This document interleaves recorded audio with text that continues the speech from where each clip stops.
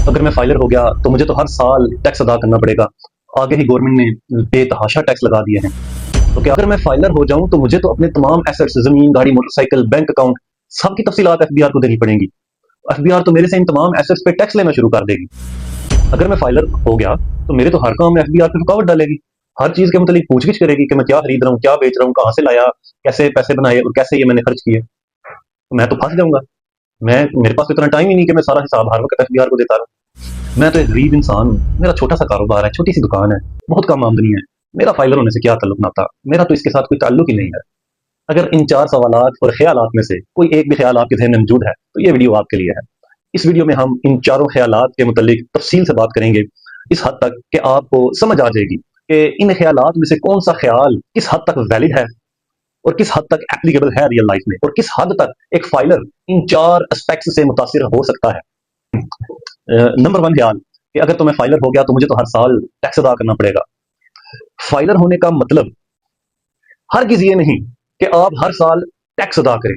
Final होने का मतलब है कि आप अपना सोर्स ऑफ इनकम डिक्लेयर करें और उस इनकम से बनाए गए एसेट्स को डिक्लेयर करें। टैक्स स्लैब है 6 लाख तक की, यानी कि अगर आप 6 लाख से नीचे एक साल में अर्न करते हैं तो आपके ऊपर जीरो टैक्स लगेगा, लेकिन अगर आप 6 लाख से ज्यादा अर्न करते हैं तो आपके ऊपर फिर टैक्स लागू होगा। टैक्स स्लैब्स के स्क्रीनशॉट मैं स्क्रीन पे अटैच कर रहा हूं, लेकिन इधर एक बात बहुत काबिल गौर है कि 6 लाख की अर्निंग से मुराद हरगिज ये नहीं कि आप एक दुकानदार हैं और आप एक साल में 6 लाख की प्रोडक्ट सेल करते हैं। 6 लाख अर्न करने से मुराद 6 लाख की सेल नहीं है, 6 लाख का रेवेन्यू नहीं है।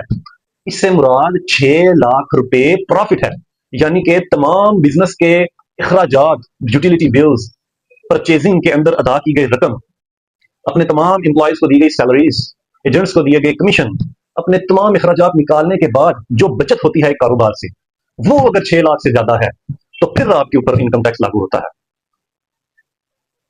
ज्यादातर ट्रेडर्स, रिटेलर्स, होलसेलर्स, मैन्युफैक्चरर्स, उनकी प्रॉफिट की परसेंटेज ही 5 से 6% होती है।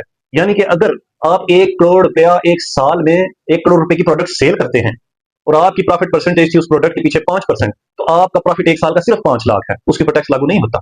आप ये मत सोचिए कि मैंने तो 1 करोड़ रुपए की सेल की है तो मुझे ह्यूज अमाउंट ऑफ टैक्सेस पे करने पड़ेंगे, नहीं। ग्रॉस रेवेन्यू के ऊपर टैक्सेस लागू नहीं होते, नेट रेवेन्यू यानी कि प्रॉफिट के ऊपर, यानी कि बचत के ऊपर इनकम टैक्स लागू होता है।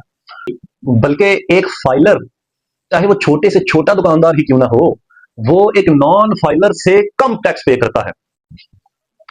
मिसाल के तौर पे, अगर आप एक छोटे से किराना स्टोर के मालिक हैं, छोटे से मेडिकल स्टोर के मालिक हैं, आपका छोटा सा पान का ही खोखा है, आप पेप्सी, कोका कोला, किसी भी मल्टीनेशनल कंपनी से, किसी भी ब्रांड से, किसी भी मैन्युफैक्चरर से जितना भी माल आप खरीदते हैं उस पे 2.5% टैक्स अदा करते हैं।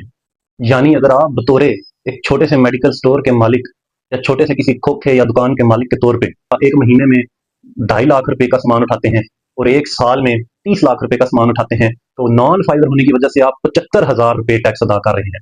वही अगर आप फाइलर होते तो सिर्फ 15,000 आपसे टैक्स की कटौती होनी थी। ये टैक्स आप कोई सेपरेटली अपनी जेब से निकाल के अदा नहीं करते, हर कंपनी की तरफ से आने वाले बिल के अंदर ऑलरेडी उस टैक्स की शमूलियत होती है। लिहाजा अगर आप छोटे से छोटे कारोबारी तबके से ताल्लुक रखते हैं तो आपके फायदे में है कि आप फाइलर हो जाएं। जाहरी तौर पे तो आपको लगता है कि मैं एक इनकम टैक्स कंसल्टेंट को फीस अदा कर रहा हूं, मेरी जेब से चंद हजार निकल रही है, लेकिन हकीकत में आप कई हजार और कई लाख रुपए की सालाना बचत कर रहे होते हैं।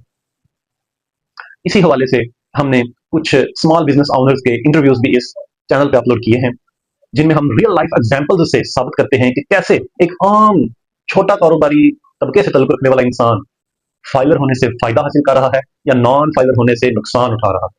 उन इंटरव्यूज को देखने के लिए हमारे चैनल पर विजिट कीजिए। शुक्रिया।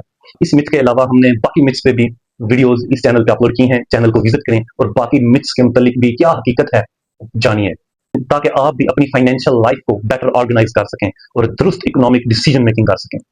मैं हूं आपका lawyer Syed Luqman Hashmi, Bamta law chamber, Gujarat.